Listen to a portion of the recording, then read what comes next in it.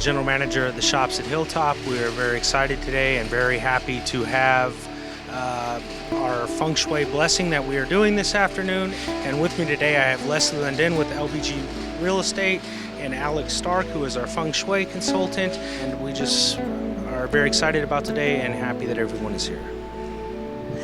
Thanks, John. We are so excited that Alex is here today.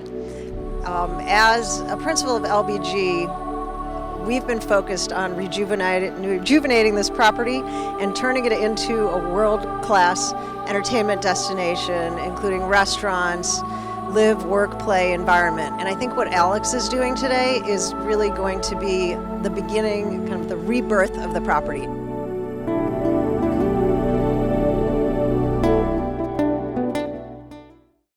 Welcome to a Feng Shui blessing. For those of you who know about Feng Shui, of course, this is one of the traditional approaches to opening up good energy for an environment. For those of you who don't know about Feng Shui, we have a little slideshow here that we're going to try to share with you to explain a little bit about how this works. Okay? So first we're going to do the slideshow and then we're going to do the formal blessing. What Feng Shui tries to do is to create harmony in spaces so that people can feel happier, they can feel more joyful, they can find ways in which they can connect to the space for transformational and creative purposes. In the context of a mall like this one, of course, it's about shopping. It's about coming here to get the stuff that you need in your life. It's about creating a place where the community can collect. And it's also a place to celebrate. So in this very stage, you may see in the future musical events, you may see wedding parties. So we're trying to create a space where that's going to be useful for all of those purposes. But more importantly, a space that is welcoming, that's friendly, and that's going to create satisfaction for you, the consumer, but also it creates wealth and prosperity and a way of sharing this between the various owners of the stores and shops and retail outlets as well. Okay? So the words Feng Shui are Chinese. Feng means wind, and Shui means water. And what this means is that we say that wind is very active, it moves, it kind of crosses through space, and water is very still, it's very calm, right? And the idea is that energy, the thing that makes life possible, moves through space, through the wind, but it gets collected and held in water. So that's why in many places you'll see a water fountain, to try to create that feeling of stability in a space. But what the Chinese did with this concept is even more interesting because they started to notice that in nature, like in landscapes and mountains and valleys, this movement of wind and water was very important. So in the old days, they would try to put villages in the correct location in a valley so they would collect the correct kind of wind. They would have water nearby for the crops and so on. And little by little, they started to develop a concept that we refer to today as yin and yang. Everybody's heard of the term yin and yang. But yin and yang really came from this idea that you had forces in nature that were very calm and yin, like the water, like the valley, like the crops, like the family. And you had forces that were very yang, like the wind, like storms, like weather, like the change of the seasons that brought prosperity to the people. So little by little, back in the day, they started applying Feng Shui to different types of environments. And they always talked about the impact of this as qi. Everybody's heard of the word qi, but qi really refers to the life force. It's what makes you alive and what makes everything around us alive, right? Now, all of these concepts had to be collected into a way of communicating them. And that's where this symbol came. And everybody's seeing this symbol, right? This is the yin and yang symbol that refers to qi. So it's about life. And in this symbol, you see that white portion kind of swallowing the black portion, and the black portion swallows the white portion, so they keep continuously regenerating themselves. Now, that's simple enough to understand, but what the Chinese did that was important was that they related these concepts to spaces that were built, to homes, to palaces, to fortifications, and ultimately also to stores. So you see this progression from this symbol to the idea that it exists in space now, and the four directions of the compass, and then all of a sudden it gets really complicated. And the big contribution of Feng Shui to the world was to be able to take simple concepts like yin and yang and qi and develop very complicated ways of calculating what's going to happen inside of a space. So if you hire a Feng Shui consultant today, they can come to your home and tell you, okay, the likelihood of you getting married is such percent, the likelihood of you having children is X percent, and if you want to have children and can't have, we're going to make a little correction here and there so that you can have kids. Or if you don't have enough money, or if you want a new job, we can come in and make those adjustments. So this was very important because it gives people tools to improve their lives. Now, Feng Shui grew and grew and grew over the centuries, and today you can see magnificent examples in China, of course. This is the Forbidden City in Beijing, right? It's a magnificent, it's the place of power of the ancient emperors of China. Then they started applying it to gardens, right? And typically at the beginning it was about the aristocracy, so the gardens were pretty large, but then people started applying them to their homes.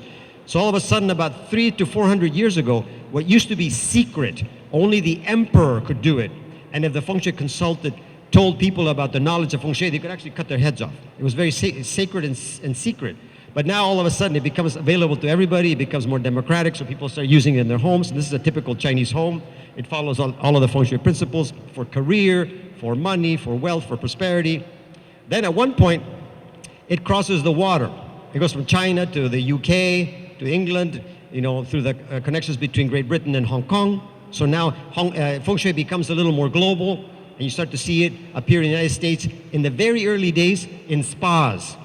Spas were the first ones that said, you know, acupuncture sounds interesting, you know, acupuncture is very good for health. Why don't we try Feng Shui in environments where we can heal people? So the first people in this country that adopted Feng Shui from the Chinese were the spas. And little by little, the years go by, and all of a sudden you have people that are interested in creating, bringing Feng Shui to food and nourishment of people. So Whole Foods was one of the early ones that brought it into the marketplace. So every Whole Foods store that you see has Feng Shui in it.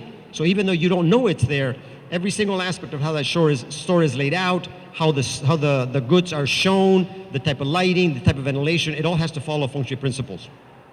And then, of course, the commercial world caught wind of this. They say, oh, we can help people to feel better in their spaces. We can create condos and commercial buildings. You know, New York City, for example, a lot of the larger buildings already have Feng Shui incorporated into them. And little by little, you've got this movement of bringing Feng Shui into every space. All right, and that's why I'm so happy to be here at Hilltop, because this gives us a brilliant opportunity to apply it in a space that I think is one of the most important spaces for people in general, right? We all have to go shop. My mother used to say that the marketplace is where you meet yourself and is where you meet your friends. Because when I was growing up, she would go to the market, buy food, she would meet her friends there. Everybody participated in this. And the hope is that at Hilltop, we'll be able to provide a space where people can do this in a way that's conscious about community, conscious about health, and conscious about taking care of each other. Now, incidentally, one of the little footnotes I always like to say is that Feng Shui became Main Street when McDonald's adopted it. And this is a picture of an actual McDonald's outlet in San Francisco. That was the first one to acknowledge, yes, Feng Shui works. Feng Shui is really good for people. It's good for money. It brings profits to the company, to McDonald's, but it also helps people to feel comfortable in their spaces. And there it is. And that was about maybe 8-9 years ago. Now, we've got Hilltop. And Hilltop is a big piece of property, right? It's got the mall itself, which is a number of stores, plus all the tenants that are in it. We've got a lot of parking space. And the idea is to develop this in a way that's very conscious, so that we acknowledge the role that this particular property has had in the history of Richmond. A lot of people remember this mall from their childhood. We were talking about that last night. You know, people said, oh yeah, I used to go shop. And some people actually remember working here. So it's really been part of the community for a long time. And the idea is to capture some of that energy and also to resolve some of the problems that happened over the long history of this mall. This mall has been here since the early 70s. So there was, a curve of prosperity that it brought to the community, and then of course it went down a little bit, and now it's starting to come back up. And of course the world outside is changing, opportunities getting more available. So that's what the hope is to do here. Now I'm going to give you like a little description of why I'm interested in Hilltop, because Hilltop turns out to be a really good Feng Shui property. And obviously the developers knew that when they purchased it, right? The fact that it needs to be redone is incidental to this particular process. So I'm going to just walk you through some basic Feng Shui understanding of this. So this is what the mall looks like from the air. And one of the first things that you notice is that the property is oval shaped, right? There's a ring road that connects the whole thing from the outside. And oval shapes, when it comes to land management like this, are really good for creating joyfulness and community.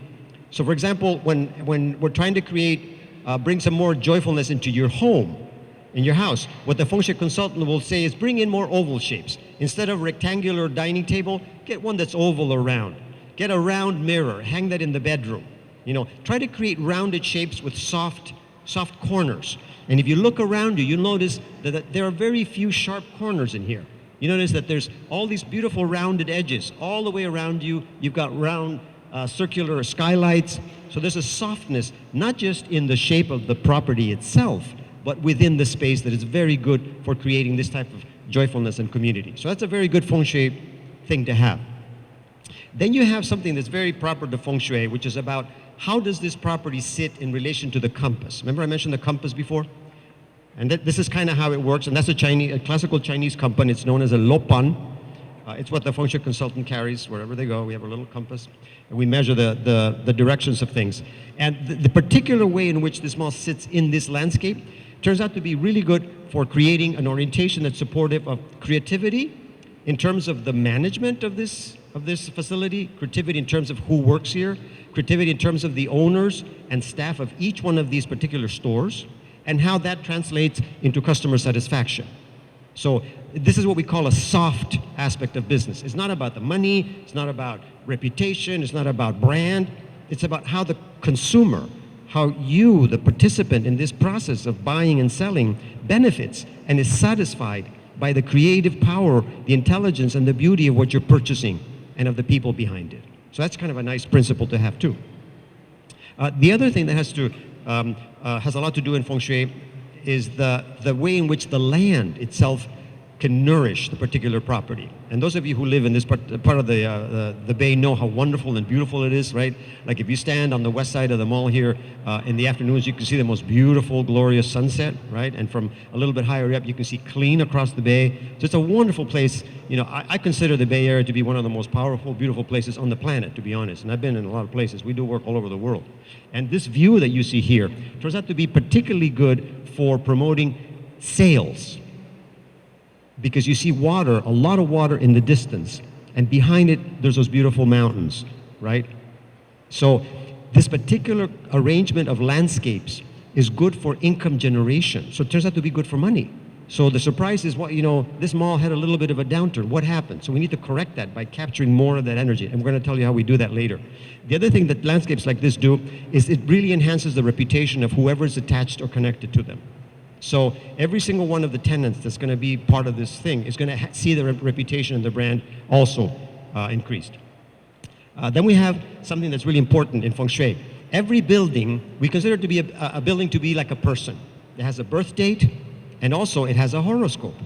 So we calculate the building horoscope of every structure. It depends on where the doors are and how they face.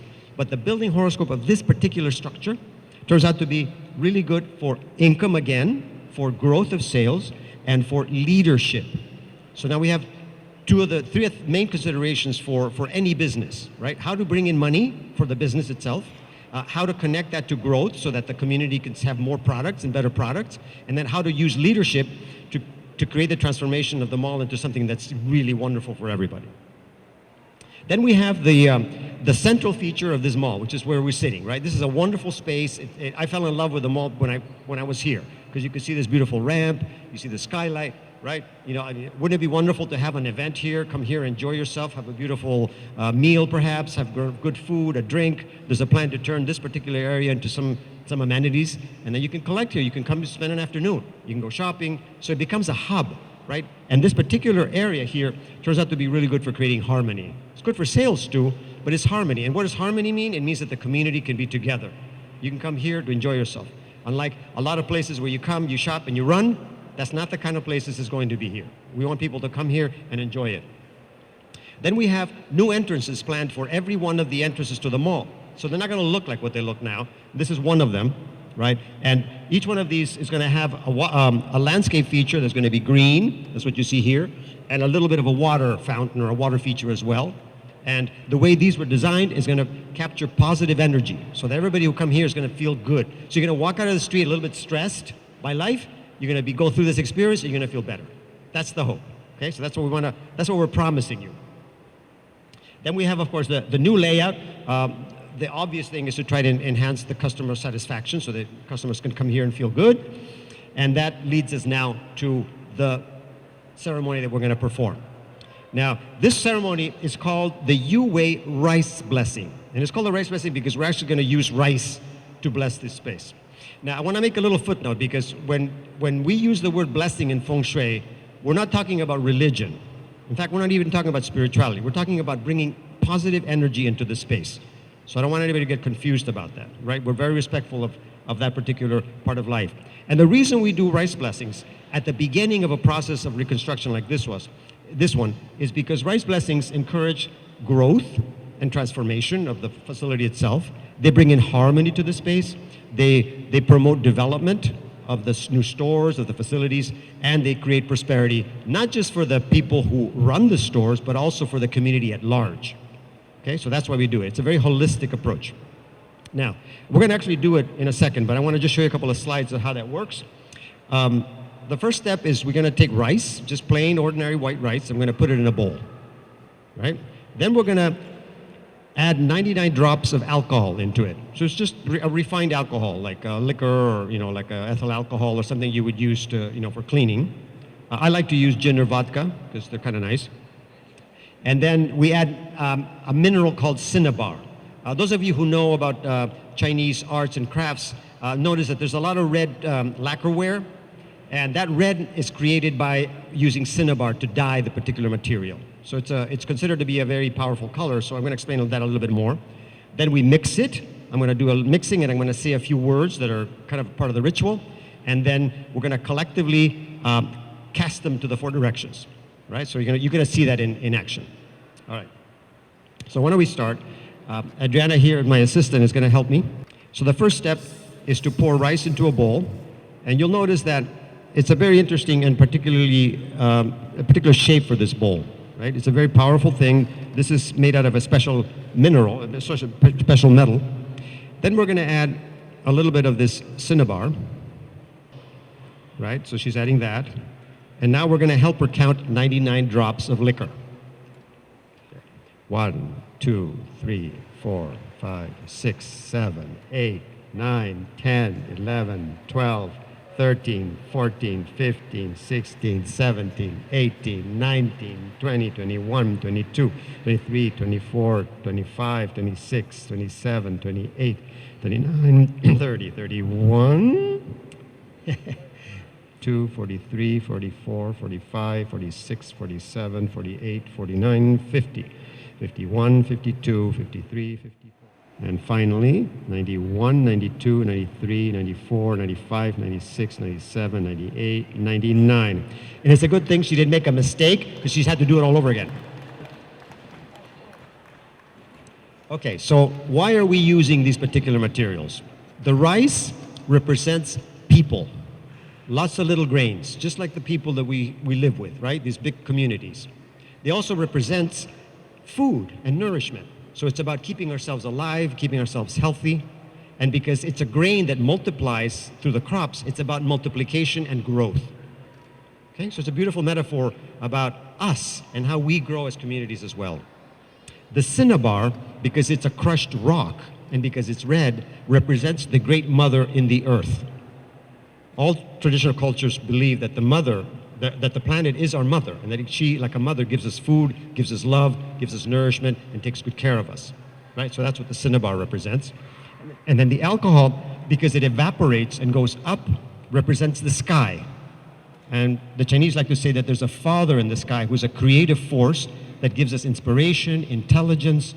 It tells us what we want out of our lives and in the world, and that wish becomes real when the community, through the love that it has for each other, is respectful of the earth and creates good things. Okay? The Chinese like to talk about the upper kingdom, the middle kingdom, and the lower kingdom, and that we live in the middle kingdom and benefit from those forces. So we've represented, therefore, through just 3 substances, the entire world. Everything that's above, everything that's below, and everything that's around us. Okay? This is where I have to get formal now, because as a Feng Shui consultant, I have to use special words that are very, very traditional and very, very old. They're called mantras, and I'm going to intone the one that belongs to the rice blessing. Okay? And as I'm doing this, I'm going to be trying to bring a lot of energy into the rice. Gate gate paragate parasamgate bodhi swaham. Gate gate paragate parasamgate bodhi swaham. Gate gate paragate parasamgate bodhi swaham. Gate gate paragate parasamgate bodhi swaham. Gate gate paragate parasamgate bodhi swaham. Gate gate paragate parasamgate bodhi swaham. Gate gate paragate parasamgate bodhi swaham. Gate gate paragate parasamgate bodhi swaham. Did anybody bother to count how many times I said that? No, it was 9 times. So we put 99 drops of liquor in the rice, and now I said it 9 times. Why the number 9? Number 9 is really important in Feng Shui because after 9, to make a 10, you have to add a 0. So really what happens is that you go up to 9, then you go back to 1. So 9 is the last number of the decimal sequence. And after you pass 9, you begin all over again. So every time you end 9, you're starting all over. You're creating a whole new reality. And basically, you're creating a new world. So this idea of a Feng Shui blessing with the rice is that we're in a moment just like the Big Bang. Remember the Big Bang when everything got created? We're going to do that right now. And for some miraculous reason, when you mix liquor with cinnabar, that actually happens. You're going to see a lot of energy. Now, some people are actually going to see the energy above this bowl. I hope you actually see it. Many people don't, but maybe you can get the... So pay attention to what happens next, okay? I'm going to repeat the words as I'm mixing now. Gate gate paragate parasamgate bodhi swaham. Gate gate paragate parasamgate bodhi swaham. Gate gate paragate parasamgate bodhi swaham. So I'm actually going to come down here and show you what this looks like. I'm going to put the microphone down, okay?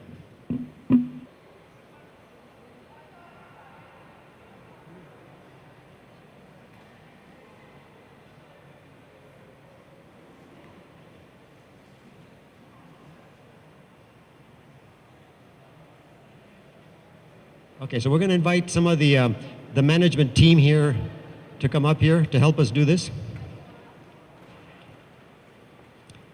Because what has to happen next is that we have to take the rice and we actually throw it out. And that's when the blessing hits the ground and it all happens, okay?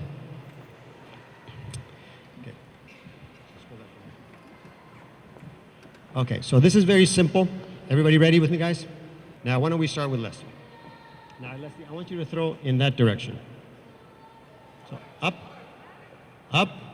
down, and out. Perfect. Who wants to be next? Now, John, I want you to throw in that direction. Up, down, and out. Perfect. Okay.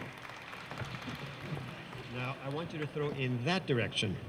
She's going to throw in that direction. Up, down, and out. And we're making a mess, which is wonderful. Okay, Brian. Brian, you're going to throw in that direction.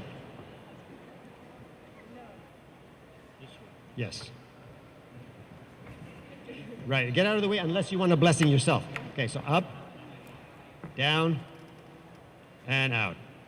Perfect. Okay. Next. We're doing great, right? Okay, up, down, and out. Wonderful. So that way. Up, down, and out. Okay? Who's next? Anybody else? And we're going to keep doing this circle. I'm going to explain why we're doing this in a second. Just take a little handful, and then you're going to throw up, so down, and out. There you go. We got anybody else? Yes, Breck. There you go. Perfect amount. Out, down, I'm sorry, down first, and then out. Great. And I think we're done, everybody? Right. North, south, east, and west, right? We talked about the compass before. North represents the place in the sky that's about the earth, the great mother again, but it's also the place in the sky that's darkest because the sun is usually in the south, and it's about danger, it's about uncertainty, it's about fear. And we want to overcome those things. So we throw some in that direction to honor that, right? Then we've got east.